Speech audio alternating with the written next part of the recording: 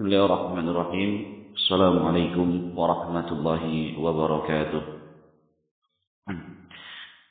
Innal hamdalillah nahmaduhu wa nasta'inuhu wa nastaghfiruh wa na'udzu billahi min shururi anfusina wa min sayyiati a'malina.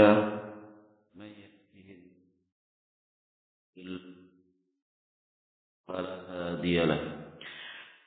لا إله إلا الله وحده لا شريك له وأشهد أن محمدا عبده ورسوله صلى الله عليه وعلى آله وأصحابه ومن تبعهم بإحسان إلى يوم الدين. أما بعد، معاشر المسلمين أيها الإخوة rahimani wa rahimakumullah.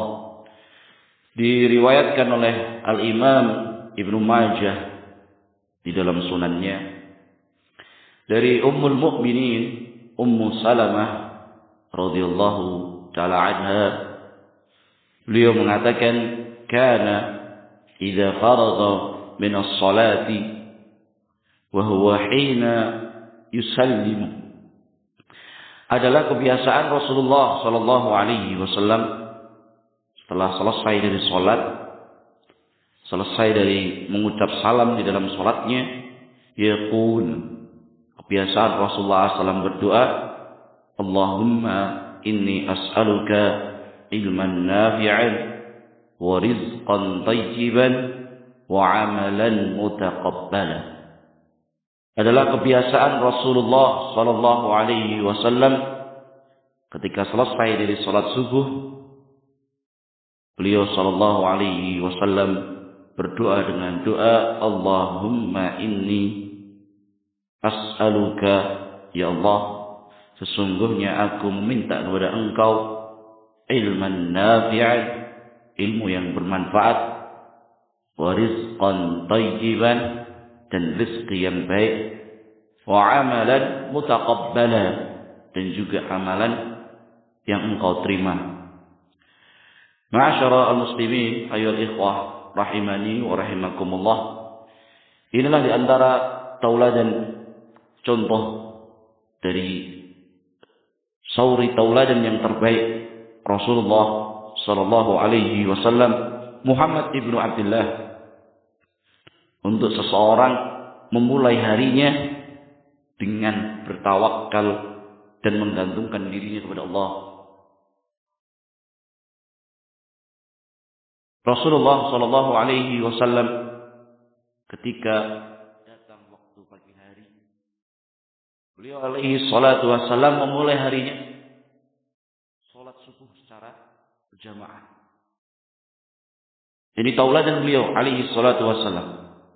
Bahkan sebelum itu Rasulullah sallallahu alaihi wasallam ketika azan berkumandang, beliau telah bangun mengambil air wudhu. Ketika batal wudhunya, Rasulullah SAW melakukan rakaat al-fajri,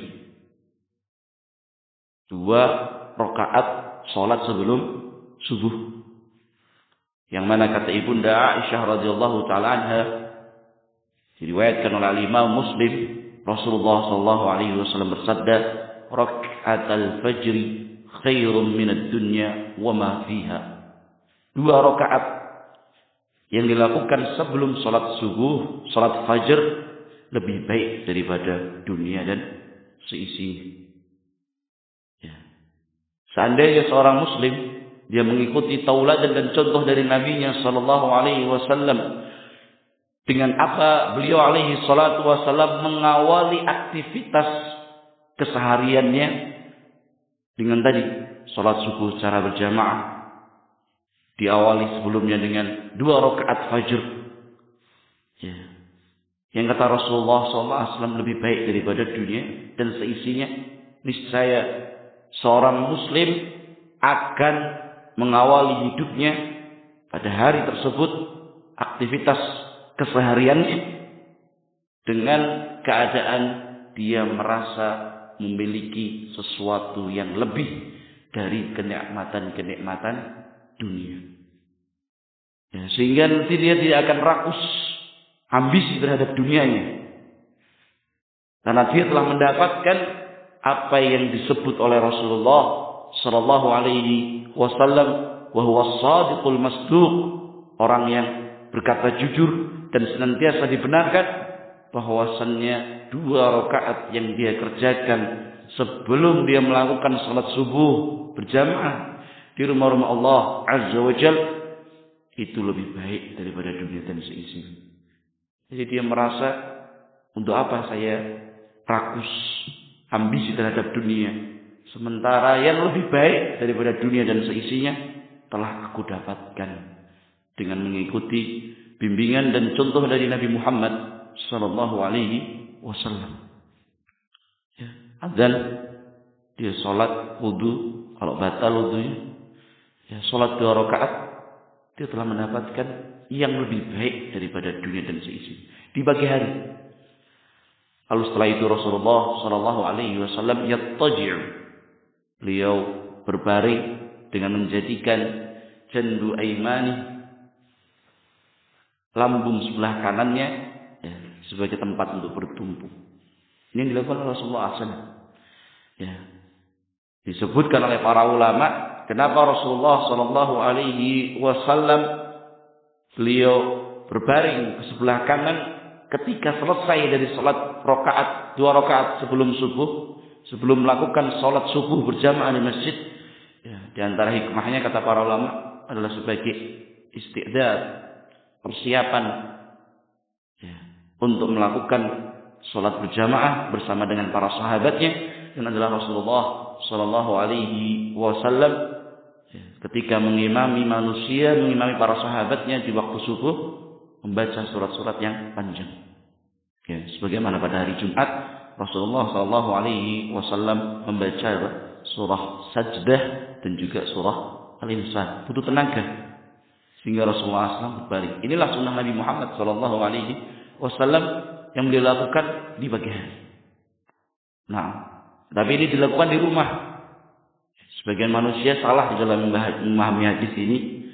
Ya, maka dia melakukan berbaring itu sebelum salat subuh berjamaah di masjid.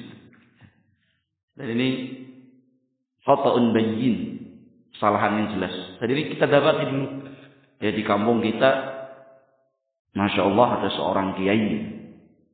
Dia mungkin semangat mengamalkan hadis ini, kebiasaan Nabi Muhammad SAW setelah 2 rakaat sunnah qobliyah fajr, dia melakukan sunnah Nabi Muhammad SAW muttaji'un, berbaring di sebelah kanan. Hanya saja dia lakukan di mana? Di masjid. Dan dia imam. Ya, semangat dia untuk melakukan sunnah, hanya saja tidak sesuai dengan praktek dari Nabi Muhammad sallallahu alaihi wasallam. Bahkan lebih dari itu, ma'asyara al-muslimin ayyuhal ikhwah rahimani wa rahimakumullah, Rasulullah sallallahu alaihi wasallam telah mengawali aktivitas di pagi harinya dengan melaksanakan qiyamul lail, salat malam. Ya, jadi Rasulullah sallallahu alaihi wasallam biasa tidur di awal malam, di sepertiga malam yang pertama. Lalu di sepertiga malam terakhir, katakanlah jam 2:30, Rasulullah SAW bangkit, mengambil air wudhu, kemudian melakukan sholat dengan sholat yang sangat panjang dan tidak lebih dari 11 rakaat.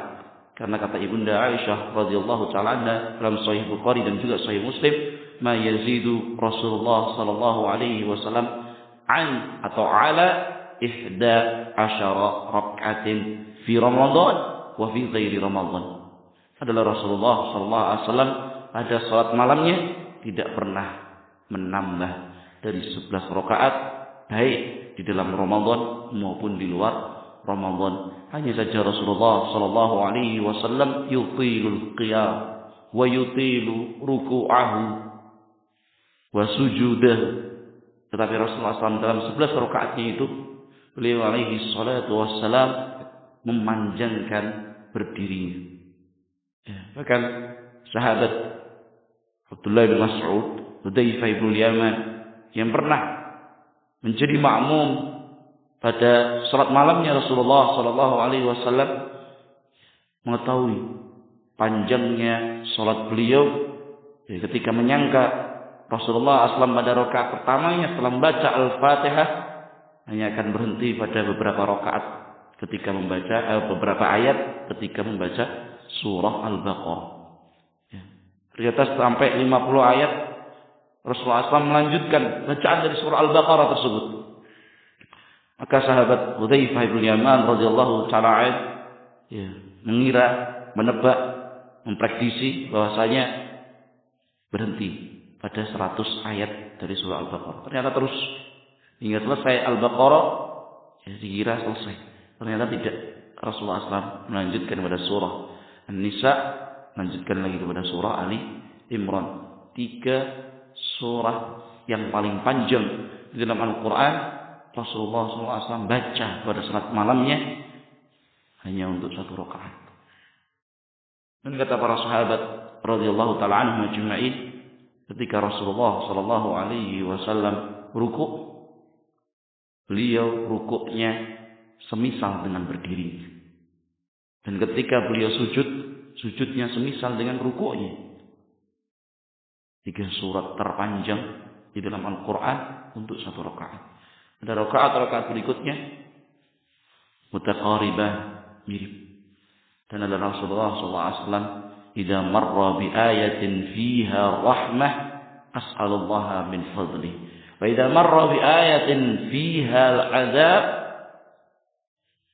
ista'adha min 'adzabillah. Adalah Rasulullah SAW ketika melewati ayat-ayat tentang rahmat, tentang surga, beliau berhenti sejenak, meminta kepada Allah Subhanahu wa taala surga dan keutamaan Allah. Demikian pula ketika melewati ayat-ayat tentang azab, tentang neraka, beliau berhenti sejenak untuk meminta perlindungan kepada Allah Jalla wa Ala dari siksa azab neraka Jahannam. Engkau bisa dibayangkan panjangnya salat Rasulullah SAW pada 11 rakaat itu. Ya, hanya 3 rakaat terakhir saja, dan itu adalah salat witir yang membaca surat-surat pendek, surah Al-A'la, surah Al-Kafirun, dan surah Al-Ikhlas. Selain itu, beliau alaihi salatu wasallam semisal dengan 3 surat terpanjang tadi pada setiap rakaatnya, alaihi salatu wasallam. Ya. Jadi beliau sangat bersemangat untuk melakukan qiyamul lail. Ya. Sehingga beliau ketika selesai dari salatnya menyisakan 1/6 malam terakhir untuk kembali tidur. Inilah bimbingan dari Nabi Muhammad SAW sebelum mengawali hari. Beliau benar-benar menggunakan waktu malamnya untuk beristirahat dan untuk bermunajat kepada Allah Jalla wa Ala ketika Allah Subhanahu wa taala yanzilu rabbuna ila sama'id dunya kulla lailatin hina yabqa thuluthul lail. Ketika Allah Rabb kita turun ke langit dunia, di langit dunia pada sepertiga malam terakhir di setiap malamnya. Rasulullah SAW manfaatkan waktu tersebut untuk bermunajat kepada Allah Jalla wa Ala. Sehingga beliau tidur di awal waktu, di sepertiga awal malam, bangun di sepertiga malam terakhir untuk melakukan sholat, dan menyisakan 1/6 malam terakhir untuk kembali tidur. Oleh akhirnya dibangunkan oleh azannya Bilal Ibn Rabah radhiyallahu ta'ala anhu. Ya. Lalu Rasulullah SAW kembali bangun, mengambil wudu, melakukan rakaatul fajri, 2 rakaat sebelum subuh. Sehingga beliau alaihi salatu wasallam di pagi harinya benar-benar bersemangat dengan penuh rasa optimis. Karena diriwayatkan oleh Al-Imam Bukhari, Al-Imam Muslim dalam kitab sahih keduanya dari sahabat Abu Hurairah radhiyallahu ta'ala, kita setiap malam ketika hendak tidur diikat tengkuk kita dengan 3 ikatan oleh syaitan. Kata Rasulullah sallallahu alaihi wasallam, yaqidu syaitan ala qafiyati ra'si ahadikum idza huwa naimun 3 uqadatin atau uqadin. Syaitan mengikat tengkuk salah seorang di antara kalian belakang leher ini, diikat oleh syaitan idza huwa naimun, ketika seorang itu mulai tidur. 3 uqadin, dengan 3 ikatan yang kuat. Wa yadribu kulla uqdatin Dan pada setiap ikatan, syaitan membisiki kita, lailun tawilun farqud. Ya, pada setiap ikatan, yadribu kulla uqdatin. Ya, setiap ikatan itu syaitan membisikkan kita, lailun tawil. Malam ini adalah malam yang panjang. Ya, apalagi kalau hujan kayak tadi malam, ya, enak sekali buat tidur. Ya. Oh, adem. Tiga ikatan di tengkuk kita, setiap ikatan syaitan mengatakan lailun tawil. Wahai anak Adam, ini malam yang panjang. Farhud, tidurlah. Nah, tetapi kata Rasulullah sallallahu alaihi wasallam, ini staiqadha. Tapi ketika seorang itu di waktu malamnya, terlebih khusus pada sepertiga malam terakhirnya, istaiqadha, dia terbangun. Wa dzakarallah. Kemudian dia berzikir mengingat Allah Jalla wa'ala, in halat uqdatun, maka akan terlepas satu ikatan.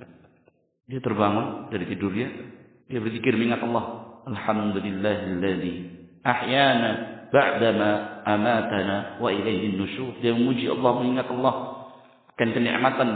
Dia kembali mendapatkan kenikmatan hidup, bangun setelah Allah matikan dengan mati kecil, yaitu tidur.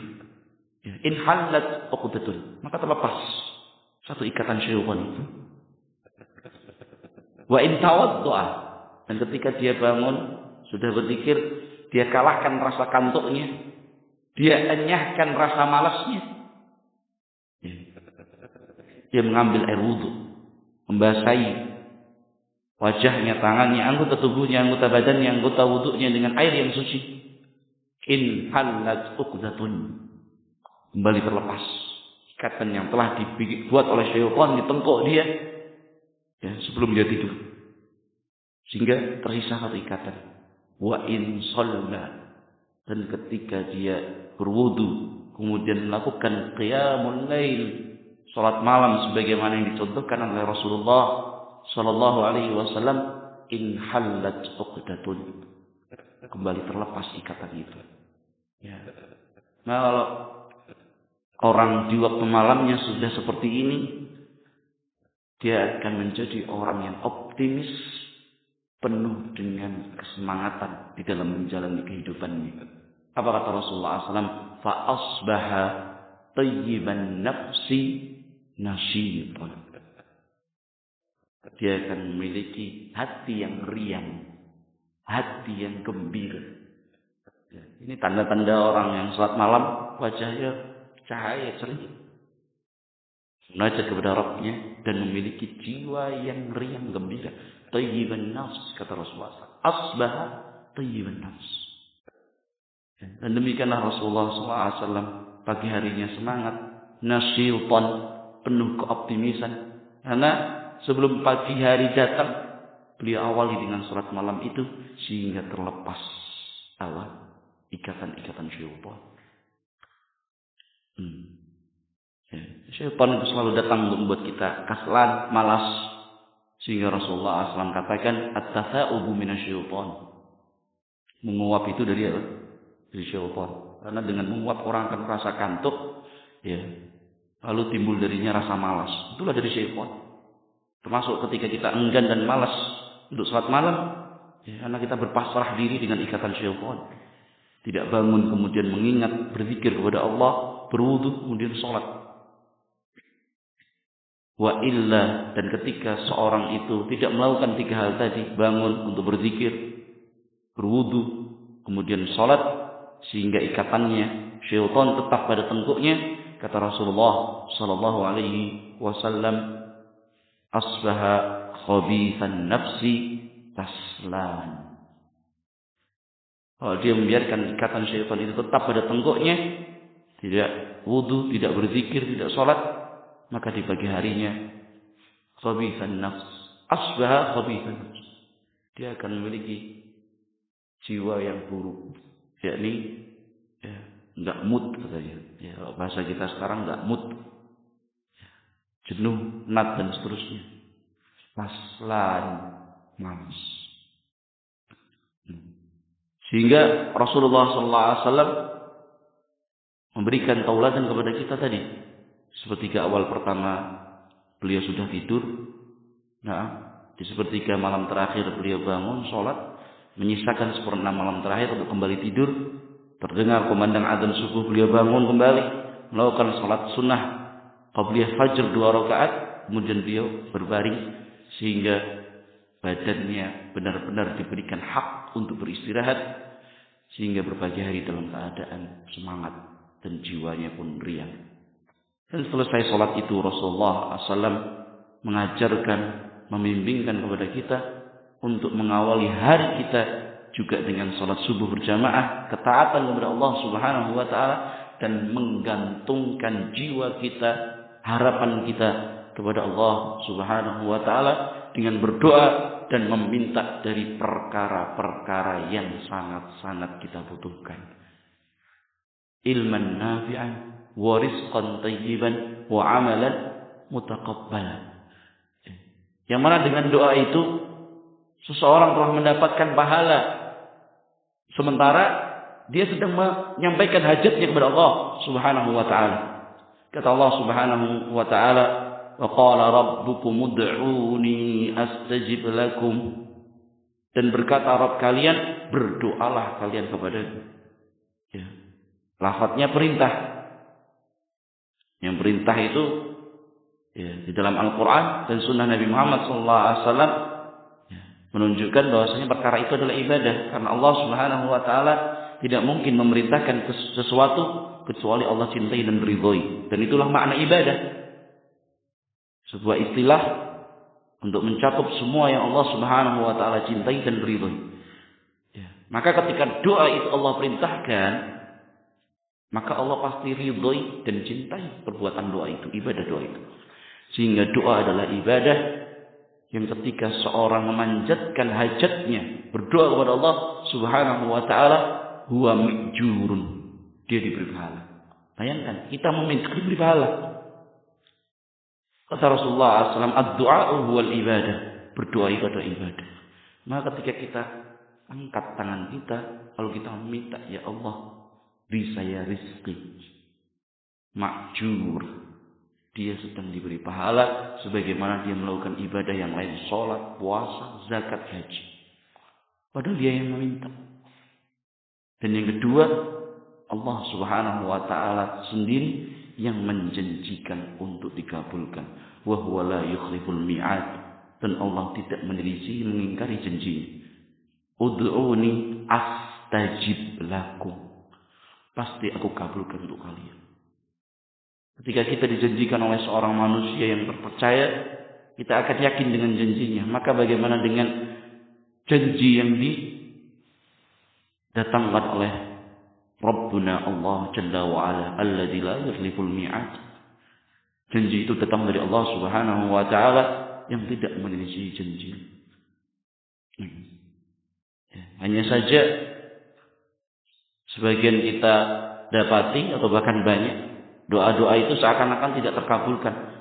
Ya, mana Ustaz janji Allah? Buktinya saya berdoa sekian tahun belum datang. Maka bukan doanya yang salah, bukan Allah yang menyelisih janjinya. Ketahuilah sesungguhnya kitanya yang keliru di dalam berdoa. Karena doa juga memiliki adab-adabnya. Ya. Di antara hal yang harus dan paling penting kita perhatikan di dalam berdoa, yang pertama barakallahu fikum, adalah kita yakin dengan doa kita. Jangan sampai kita berdoa hanya untung-untungan. Doalah dapat, ya alhamdulillah, kalau tidak ya sudah. Tidak boleh. Berdoa itu harus yakin akan dikabulkannya doa yang kita panjatkan. Kata Rasulullah sallallahu alaihi wasallam dalam Sunan Tirmizi dari sahabat Abu Hurairah radhiyallahu ta'ala an, ud'ullaha wa antum muqinuna bil ijabah. Berdoalah kalian dalam keadaan kalian itu yakin dengan ijabah dan dikabulkan oleh Allah Subhanahu wa Ta'ala. Ini doanya seorang mukmin. Ya, memang kalau kita doanya nggak yakin ya sudah. Bukan Allah yang menyelisih janjinya untuk mengabulkan doa, tapi kitanya yang salah di dalam berdoa, tidak menunaikan adab-adabnya. Kata Rasulullah SAW, ud'ullaha wa antum muqinuna bil ijabah. Kalau kalian berdoa, doalah dalam keadaan kalian yakin. Ya. Meskipun sepertinya tidak masuk akal, harus yakin. Minta uang, biasanya kan uang bermiliar-miliar rumah. Jangan digunakan sebagai apa? Untung-untungan. Tidak, yakinlah. Ingat Allah yang mengatakan ud'uni astajib lakum. Berdoalah kepadaku, aku niscaya kabulkan untuk kalian. Yakin. Wa'lamu, kata Rasulullah SAW, ketahuilah. Innallaha la yastajibu du'aan min qalbi ghafilin lahin. Ketahuilah, wa'lamu, sesungguhnya Allah tidak akan mengabulkan, mengijabah du'aan, sebuah doa min qalbin ghafilin lahin. Doanya orang-orang yang hatinya ghafil, lalai, tidak serius, lahin, untung-untungan, coba-cobaan. Mencoba kalau beruntung, kalau tidak ya sudah. Seperti itulah yang tidak akan Allah kabulkan. Dan Rasulullah SAW tanbih, wa'lamu, ketahuilah, innallah, sesungguhnya, ditaukid lagi, ditekankan lagi, la yastajibu du'aan, Allah tidak akan mengabulkan doa. Jadi bukan Allah yang menyelisih janji, tapi kitanya yang salah di dalam berdoa. Ya. Maka doa pun memiliki adab-adabnya, barakallahu fiikum. Ini yang menunjukkan betapa pentingnya kita meminta kepada Allah ilman nafi'an, ilmu yang bermanfaat, sehingga kita tahu adab-adab doa, dan kita pun tahu sebab-sebab doa dikabulkan dan bisa menghindari setelah mengetahui sebab-sebab doa itu tidak mustajab. Di antaranya tadi, doa dari hati yang lalai, tidak serius, tidak yakin. Demikian pula di antara sebab doa itu tidak kunjung dikabulkan oleh Allah Subhanahu wa taala adalah orang tersebut tergesa-gesa di dalam doa. Dalam Bukhari dan Muslim dari sahabat Abu Hurairah radhiyallahu taala an, Rasulullah sallallahu alaihi wasallam bersabda, "Yustajabu li ahadikum." Pasti dikabulkan doanya salah seorang di antara kalian. Ayat jelas, hadis Nabi jelas. Dikabulkan doa salah seorang di antara kalian. Apa kata Rasulullah SAW? Malam ya'jal, selama tidak tergesa-gesa. Oh, saya kalau doa pelan Ustaz, enggak tergesa-gesa. Bukan itu yang dimaksud tergesa-gesa.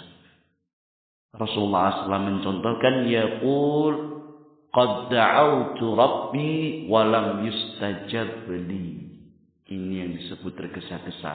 Apa itu? Seseorang berdoa lalu mengklaim, memvonis, terucap dari lisannya, saya telah berdoa tetapi tidak kunjung dikabulkan. Ini yang disebut dengan tergesa-gesa. Walaupun dia berdoa 11 tahun. Tetapi kalau terucap dari lisannya, saya sudah berdoa, tapi tidak dikabulkan. Ini yang disebut tergesa-gesa. Dia mendahului apa yang Allah Subhanahu wa taala janjikan. Pasti dikabulkan. Tetapi ketika dia mengatakan, oh saya berdoa tidak dikabulkan, itulah yang disebut ketergesa-gesaan di dalam doa, menjadi sebab doa itu tidak dikabulkan. Dan ucapan seperti ini, barakallahu fikum, tidak mungkin keluar kecuali dari orang yang tidak berilmu pasti. Adapun orang yang berilmu, dia tidak mungkin mengucapkan dari lisannya, saya telah berdoa, saya telah meminta kepada Rabbku, tetapi tidak kunjung dikabulkan. Tidak mungkin. Kenapa? Karena seorang muslim yang memiliki ilmu nafi, ilmu yang bermanfaat, mengenal hadis-hadis Nabi Muhammad SAW, dia tahu doa itu pasti dikabulkan. Hanya saja bentuk pengabulan doa itu ada 3 macam. Ini sebab orang tergesa-gesa. Dari 3 macam ini dia hanya tahu, paham 1 macam. Sehingga ketika tidak terwujud macam yang pertama ini, dia akan memvonis, dia akan mengeklaim Allah tidak mengabulkan doanya. Dan itu jadi sebab doanya tidak dikabulkan. Ini pentingnya berilmu, pentingnya kita meminta kepada Allah Jalla wa'ala ilman nafi'an. Kata Rasulullah sallallahu alaihi wasallam dalam musnadnya Al-Imam Ahmad dari sahabat Abu Sa'id Al-Khudri radhiyallahu taala an, Rasulullah sallallahu alaihi wasallam bersabda, "Ma min muslimin yad'u bi da'watin laisa fiha ithmun wala qati'atu rahim." Tidaklah seorang muslim berdoa kepada Allah Subhanahu wa taala dengan doa yang tidak ada di dalamnya perbuatan dosa. Tidak pula dia meminta di dalam doanya qati'atur rahim, pemutusan silaturahim. Illa a'tahu Allahu ihdas salas, kecuali pasti Allah kabulkan, berikan untuknya satu dari 3 bentuk pengabulan doa. Imma an tu'ajjala lahu da'watuhu. Yang pertama, bisa jadi Allah kabulkan untuknya dengan disegerakan antu ajjalalah. Ya. Allah segerakan untuknya apa yang dia minta di dunia. Dia meminta kendaraan yang terbaru, yang lebih baik, Allah kabulkan. Dan manusia mayoritasnya, kebanyakannya dari kalangan kaum muslimin hanya memahami dan mengetahui bentuk pengabulan doa adalah dengan bentuk yang pertama ini. Kalau ini tidak ada, tidak terwujud dalam hadapannya, dia sudah akan mengeklaim, memvonis bahwasanya doanya tak kunjung dikabulkan. Padahal masih ada 2 lagi. Rasulullah SAW, wa imma ayyudakhiraha lahu fil akhir. Dan bisa jadi Allah kabulkan dengan bentuk Allah simpankan doa tersebut dan Allah wujudkan fil akhir, di akhirat. Yang maknanya barakallahu fikum, ketika kita meminta sesuatu di dunia yang kita inginkan, tetapi Allah simpankan dan Allah kabulkan kelak di akhirat, maknanya Allah memberikan kepada kita sesuatu yang jauh lebih baik dan lebih kekal. Ya. Kalau seorang mengilmui ini, dia akan meminta terus kepada Allah Subhanahu wa taala karena pasti dikabulkan. Ya Allah, saya minta rumah. Ya ternyata masih ngontrak terus. Tapi dia tahu hadis Nabi Muhammad sallallahu alaihi wasallam. Ya, maka maknanya bisa jadi Allah memberikan kepada kita rumah yang jauh lebih layak, jauh lebih baik dan kekal. Di mana? Di surga. Yang sementara itu dia tidak pernah meminta rumah di surga secara langsung. Tapi ketika dia kembali kepada Allah Jalla wa'ala di surganya, dia akan menyaksikan doa-doanya selama ini ternyata Allah simpankan di akhirat. Ini kan luar biasa. Daripada diberikan rumah di dunia, bisa kena sengketa, ya, kena kebakaran, ya, meskipun awet, megah, mati, tinggal sudah. Tapi kalau Allah kabulkan dengan wujud di akhirat, khairu wa abqa, lebih baik. Nggak ada rumah sederhana seperti ini, megah seperti itu nggak ada. Jauh lebih megah daripada istana yang paling megah di dunia. Itu rumah di surga. Dan abqa, kekal, yang akan kita tinggalkan. Andainya manusia memahami ini. Wa imma ayasrifa anhu minas su'i mithlah, atau dikabulkan dengan Allah oleh Allah Subhanahu wa taala dengan bentuk pengabulan yang ketiga. Apa itu? Dipalingkan darinya minasu, dari kejelekan yang semisal. Ya, kita itu sering lupa. Ya, meminta kepada Allah Subhanahu wa taala selalu tambahan. Suatu yang baru. Tapi lupa untuk meminta kepada Allah Jalla wa ala agar dijaga kenikmatan yang sudah kita miliki. Seringnya lupa. Sudah punya kendaraan, yang kita minta kepada Allah adalah kendaraan yang baru. Sudah memiliki tempat tinggal, yang kita minta kepada Allah Subhanahu wa taala ada tempat tinggal yang lebih baik, yang lebih layak.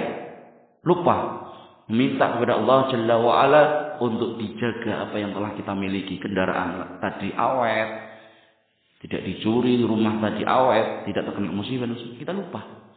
Sehingga di antara bentuk pengabulan doa Allah Subhanahu wa taala atas doa-doa kita adalah tadi dipalingkan dari musibah, kejelekan yang semisal. Ya. Kita berdoa, meminta kepada Allah Subhanahu wa taala kendaraan yang baru, rumah yang lebih layak, tetapi tidak kunjung disegerakan apa yang kita minta, bisa jadi motor kita itu tadinya kecelakaan. Motor kita itu tadinya dicuri harusnya. Rumah kita itu tadinya kebakaran, tetapi karena doa-doa kita meminta kendaraan yang lebih layak, rumah yang lebih luas. Dengan sebab doa itu, musibah yang tadinya akan menimpa kendaraan kita, menimpa rumah kita, Allah palingkan selamat. Sebabnya doa-doa kita.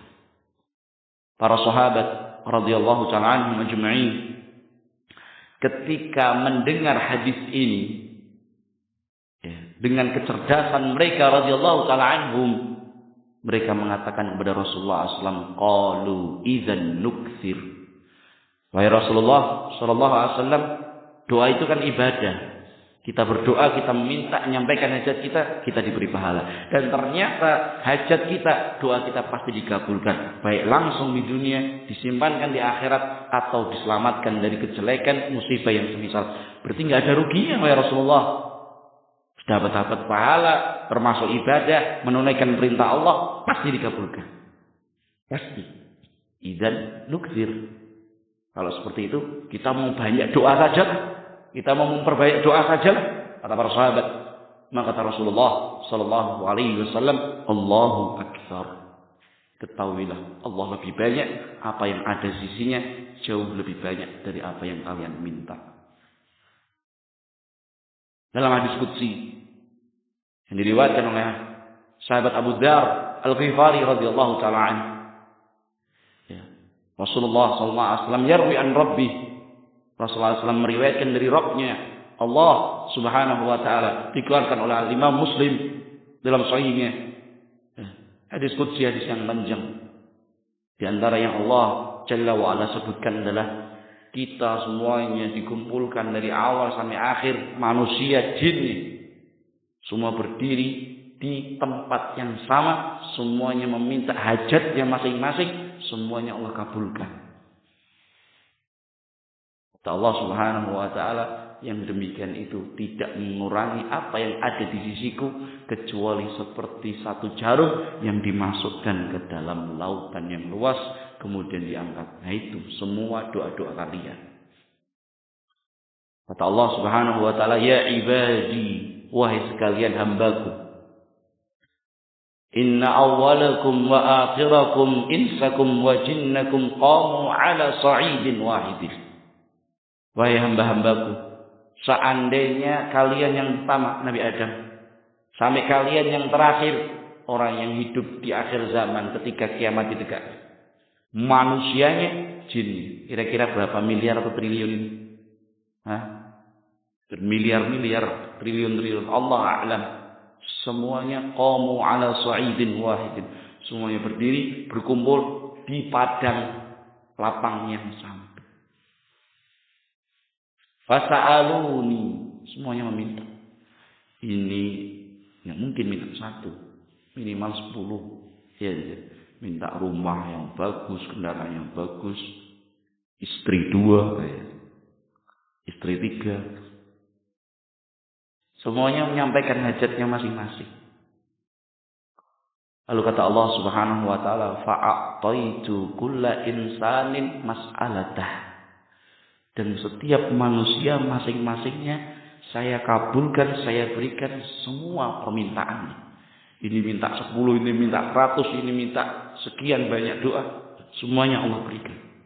Apa kata Allah? Mana qasodalika mimma indi. Tidaklah itu yang saya kabulkan semuanya. Manusia awal sampai akhir, jinnya juga tidak mengurangi apa yang ada di sisiku, illa kama yanqusul mikhyatu idza udkhilal bahr.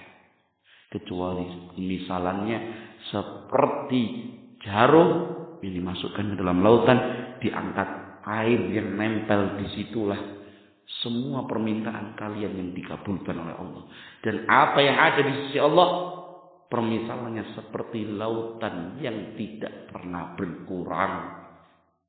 Ya, jangankan satu jarum, kita ambil satu gayung, satu ember, satu toren, satu tangki, satu kapal tongkak, kita ambil. Nggak ada ceritanya lautan berkurang volumenya.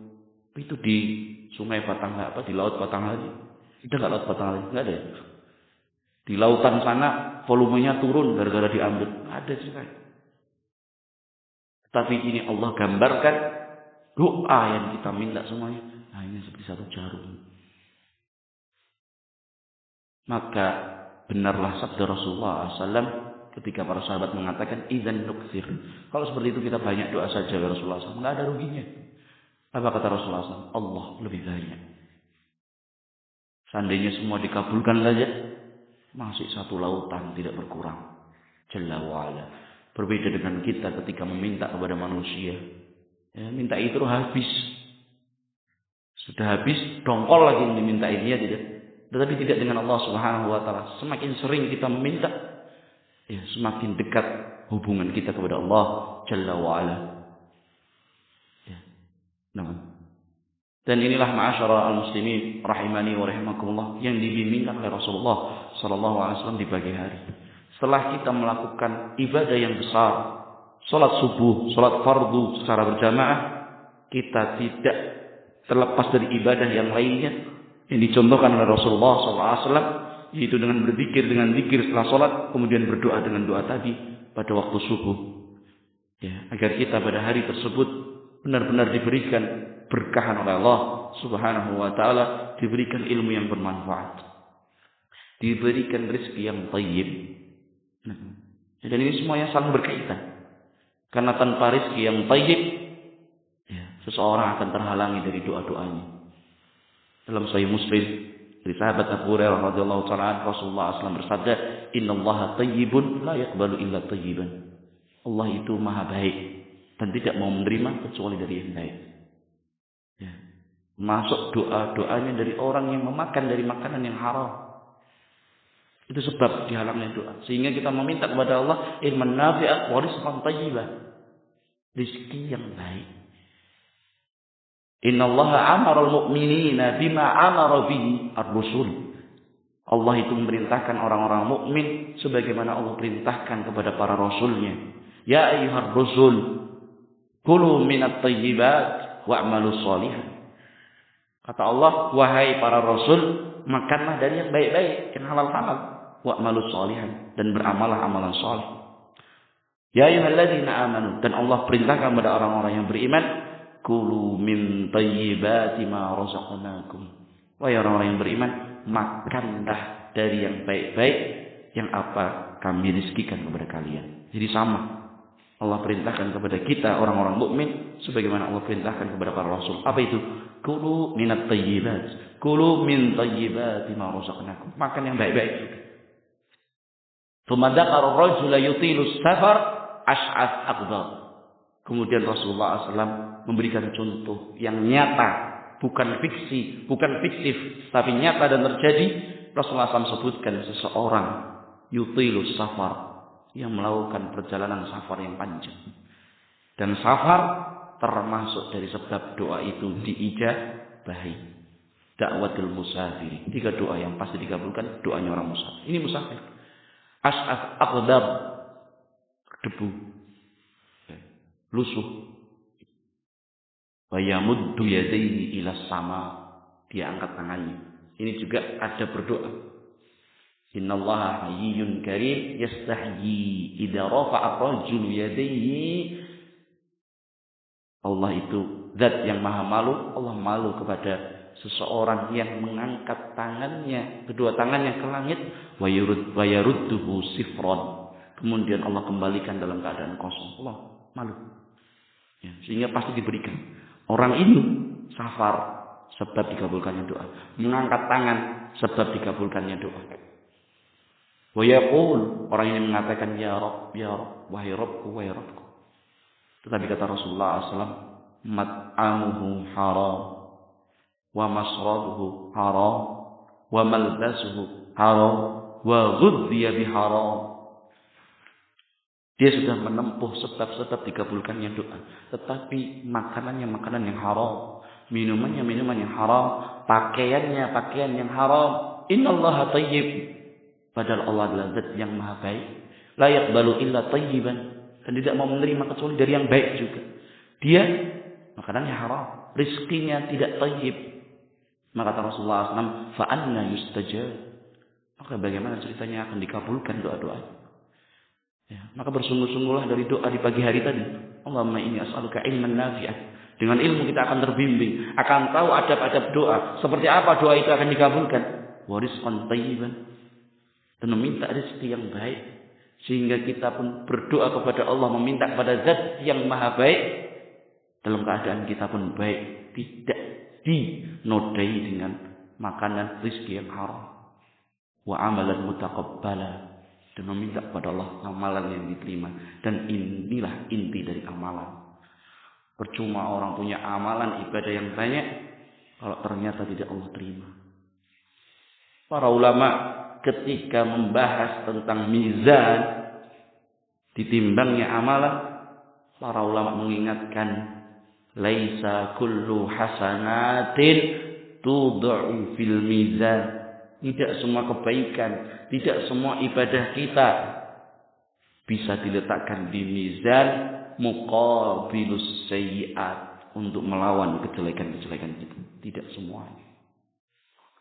Innama hiya hasanatul maqbulah, yang diletakkan di mizan untuk melawan kejelekan kita di neraka yang satunya hanyalah amalan-amalan yang Allah terima. Kalau tidak diterima, tidak masuk di situ. Sebanyak apapun amalan.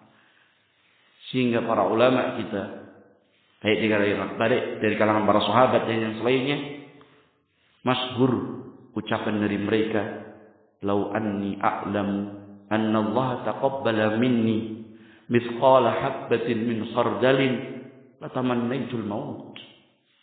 Seandainya saya tahu Allah telah menerima amalanku meskipun hanya sebesar biji sawi. Kalau dari Abdullah bin Mas'ud, walau sajdah wahidah, meskipun hanya satu sujud. Umar bin Khattab semuanya mengatakan ini. Seandainya saya tahu Allah menerima amalanku sekali saja sholatku, satu besar biji sawi saja, latamannaitul maut. Detik itu saya meminta kepada Allah kematian. Karena inti dari amalan barakallahu fikum adalah makbulah mutaqabbalah, diterima, tidak sekedar beramal. Kam min muridil khair lan yasim. Betapa banyak orang menginginkan kebaikan tetapi tidak menggapai. Kata Abdullah bin Mas'ud radhiyallahu taala. Ini yang terpenting. Ya, dan termasuk tanda seorang tidak diterima amalannya adalah maghrurun muqtar mu'jib bi amali. Adalah seorang tertipu, terpukau, takjub dengan amalannya. Sehingga semua salaf kita, para sahabat, setelah mereka tabi'in, atba'ut tabi'in, al-a'immah, al-arba'ah, imam-imam yang 4, bersamaan dengan amalan mereka yang sangat banyak, mereka selalu takut dan khawatir amalan mereka tidak diterima. Ya, berbeda dengan kita. Ya, amalannya sedikit, seakan-akan sudah diterima. Makanya tidak heran ya, dari Mu'alla bin Fadl, kanu para salaf kita yad'una Allah sittata ashhurin ayuballighuhum ila Ramadan. Nggak heran kalau para sahabat, para tabi'in, pendahulu kita yang soleh, mereka meminta, berdoa kepada Allah 6 bulan sebelum datang Ramadan agar diperjumpakan dengan bulan Ramadan, bulan beramal.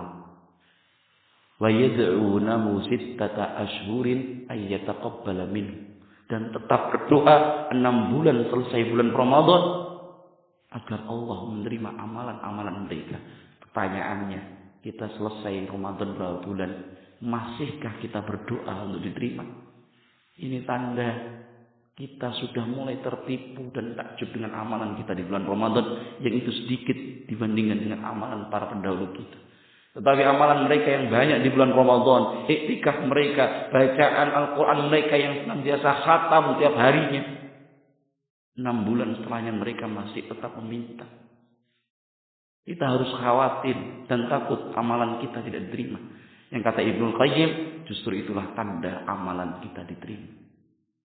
Ya, maka ma'asyiral muslimin rahimani wa rahimakumullah, ingatlah doa dari meminta 3 permintaan ini yang diajarkan oleh Rasulullah sallallahu alaihi wasallam, yang semestinya terus kita baca selesai dari mengerjakan salat subuh secara berjamaah. Allahumma inni as'aluka ilman nafi'an wa rizqan thayyiban wa amalan mutaqabbala. Ini ma'asyiral muslimin ayyuhal ikhwah rahimani wa rahimakumullah yang bisa kita sampaikan. Mudah-mudahan bermanfaat untuk kami pribadi dan segenap kaum muslimin yang lainnya. Naktafi ila huna wa sallallahu alaihi ala nabiyyina Muhammad wa ala alihi wa ashabihi ajma'in. Wassalamu alaikum warahmatullahi wabarakatuh.